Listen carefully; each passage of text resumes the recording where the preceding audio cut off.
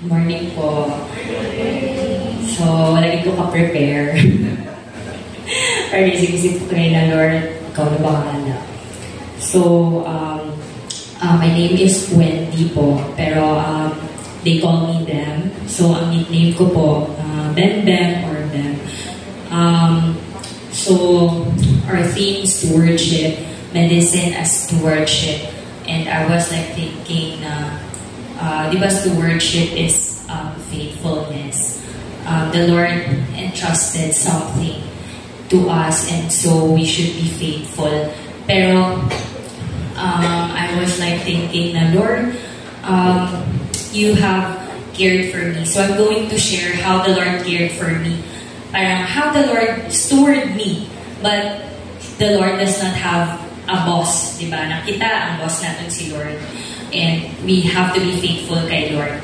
Pero si Lord, He is faithful steward of caring for us. And steward because He cannot deny Himself. So parang that is His nature, to be faithful. So I grew up in a parang mixed family, Christian, non-Christian.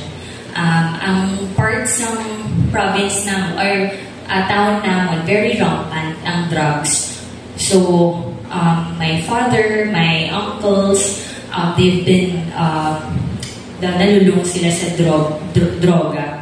So, I grew up very broken.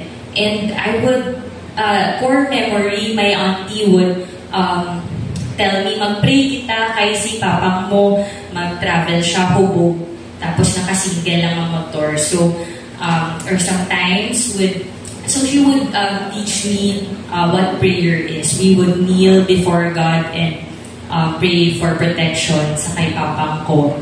And, I grew up very broken, and when I talk about, so my time sa isa ka, meal with sila uncle ko, kay we grew up na aral lang sa isa ka compound.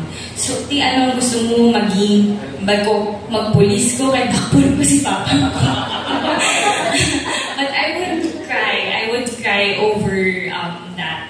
So, I would ask the Lord, na ako ibutang sa sininga family, na ang papang ko ang musini. So, there was a time na gisumbag niya si mamang ko, and not grew up, but I hated him for that. So, it came to a point na, Lord, I cannot go on with life hating my father. So, it was by the grace of God na the Lord allowed me to forgive him. So, growing up, like, I would parang channel my energy to achieve sina. Tapos, jumping to nursing, I went to nursing sa Davao to parang thinking na siguro mag-abroad, kaya muna ako sa dati. And then, but in the middle of nursing, I was like asking the Lord, Lord, second year college ko sa to, mauntat na lang po nursing, kay ako mag-serve na lang po sa imo, kay ang life ko sina church, dorm, school. Sabi ko, mauntat na lang po, Lord, mag-serve na po sa imo. Tapos hanggang sa pastor naman, you continue studying, tapos dito ka na lang mag-serve sa imo. So gitapos ko ang nursing ko, and I served the church for 5 years as a volunteer. So I was not a pastor or anything like that. I just in the church. Tapos si Christine, nga pinsan ko tong sa Davao, after 5 years, nag-chat kami na niya, So nag-take ko sang NMAT. After siguro 4 years, nag-follow si Christine. So, so wala na ko siyang support from family. They were disappointed sa ako kay after undergrad, after college, nag-serve na ko sa church. Tapos, so sa to, nag-apply ko sa scholarship, And the Lord blessed me with 100% scholarship, with stipend, and with books from Dean.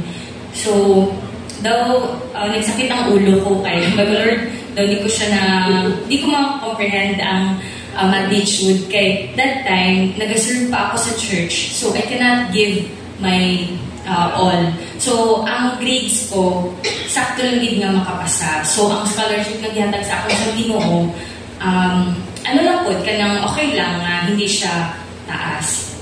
So, at the end of my med school, nagka-problem ang church namon. So, the Lord also exposed my own sinful nature. Move out ko sa church, and it came to a point nga nagpapakasala na lang ko sa Ginoo against God, and I cannot stop myself from sinning. So although I go to fellowship, Bible study sa hospital during my clerkship, pero I cannot get myself out of my sin. So I prayed by the grace of God itong Psalms 113 na search me, O God, and see, hambal ni David, if there be any wicked way in me. Pero hambal ko sa Ginoo, Lord, search me and see the wicked way in me and lead me in the way everlasting. And the Lord really humbled me and showed before my face how sinful I am apart from the Lord. And Psalm 16 verse 2 is one of my life verse na, Lord, apart from you, I have no good thing. You are the only good thing in me. So even in my best state, Lord, you are the only good in me.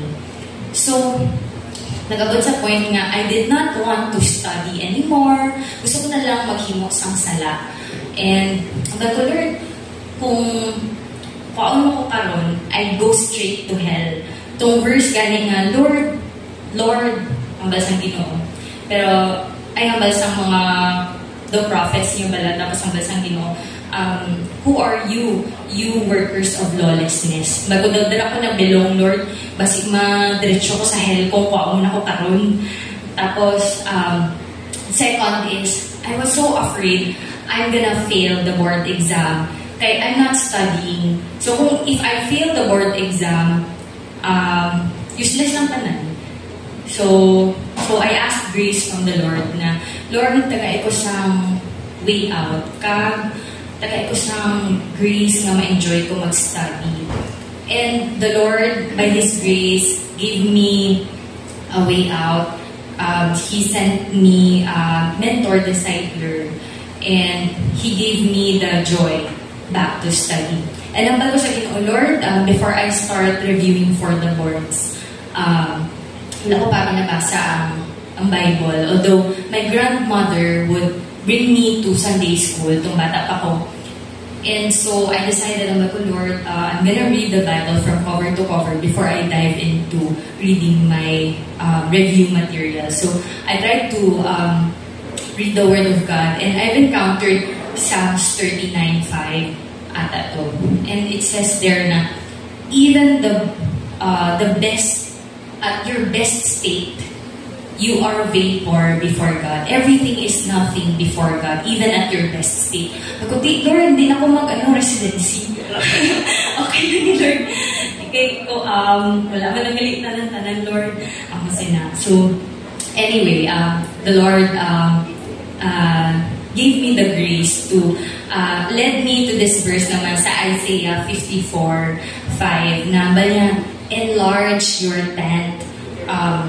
So ako sa to na everything is to worship, na if I'm gonna die and the Lord would ask of me, ti anong gibuhat mo as a doctor, did you steward it well to the highest? Itong book ni Oswald Chambers, may utmost for his highest. Did you sa to? So itong side story, itong sa renown sa Davao, ang Figs Abbey, ginatry ko siya i-check out. Pero ko daw, mahal-mahal man, Lord. Kapila nag-gid, as in many times. Tapos, ko, Lord, fix daw ang major price. Ko, Lord, padaugaman ko, Lord, ay. May the grace of God na natawag ko sa fix. Pagka-Grace Ann. So, ang sa to. So, anyway, backtrack. So, the Lord, super thankful din na the Lord gave me the grace to enjoy studying. So, for me naman, I discovered an app, Indian app siya, na QBank. Tapos, what I did for the entire day is answered questions per concept for a time, from morning to afternoon. Tapos pagkahapon or gabi, mag-Bible study na ako sa online kay COVID. So I really enjoyed doing it. So I praise God for giving me the joy to study. And then, so nakapasa ko by God's grace, and then did moonlighting, went to academe. So the Lord gave me the grace to be part of the faculty of College of Mensa Basic, and it was all the grace of God, and it humbles me in so many ways.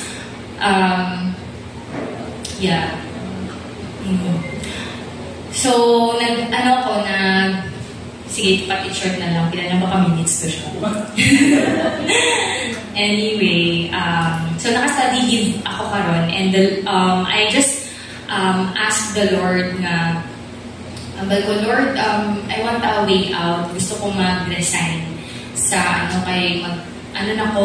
gusto ko na mag-residency. Lord, itong ganit sa akong sa Ginoo nga, enlarge your tent. Sige, Lord, maybe this is the time to do na sa residency. Pero ang boss ko that time, she doesn't want me to resign. Tapos nalain na siya sa akin ba. Ako, sige, Lord, submit to authority. Mahulat na ko sa inyo, Lord, nga I will have a graceful exit and all that.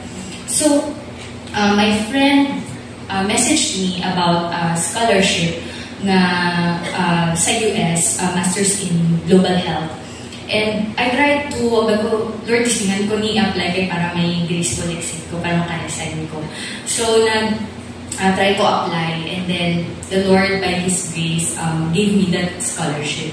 So, nag-try ko na-resign. Yes, makaalagin ko na ito isang reason nga valid para makaresign. Tapos, so, it was graceful. My boss, sige, resign ka. So, the valid man siya. And then, when I submitted the resignation paper sa admin namon, the next day, the admin called me up, ang Manila, di pa balik ko dito, and Manila, why not try to study leave with pay? Sabi ko, si Lord, gusto mo pa ko pabalunan. So, sige Lord, sige tawakan ko na lang ni Lord. Pero hindi ko qualified, kay 1 year pa lang ko sa academe, tapos ang nila is 2 years para maka-qualify. So, it was really by the grace of God. So, ang nasa to, paspas ng kaayo, I went to the US and start the Masters. And I was like asking the Lord, wala ko siyang, that time na nag-pray pa ako for the scholarship. But Lord, wala ko siyang tatay nga para kay Mr. Zubel. Si Mr. Zubel, di Ayala ang sponsor sa scholarship. Pero Lord, meron ako siyang good and perfect father in you. And then, so I went to the US. Nagbalik ko dire last August. And the last few months, pagbalik ko dire, the Lord allowed me to know and revealed to me nga ang birthday gali ni Mr. Zubel, same siya sa birthday isang papang ko. So, what a humor lang sa Ginoo. So, I was like, there was a time na nag-host kami missionary nga Indian doctor ba dito sa Davao. And I asked her, Doctor, why are you single? Why did you choose to be single? She is a lady, doctor. And ang hambal niya sa akin, if a husband can take care of a wife, how much more the Lord? So, wow, thank you, Gid, kay na-bless ko sina. So, going to the US, I had no one, and so I asked the Lord, I didn't have anyone, wala ko siyang parents nga, siguro maghatod sa akin dito, or basta mag-check on things, pero I have you, Lord. So, the Lord allowed me to, na ipahilo na niya lang dito ba, na how He cared for me. Siguro in next time, the Lord will allow me to share how wonderful He cared for me. So, karon I was just finishing my research part abroad. So, supposedly, dapat sa India ko, ang itong gusto ko, Lord, dito ko sa India, mag-research abroad. Pero we closed ang Ginoo ang site. And then the Lord opened a site at this point.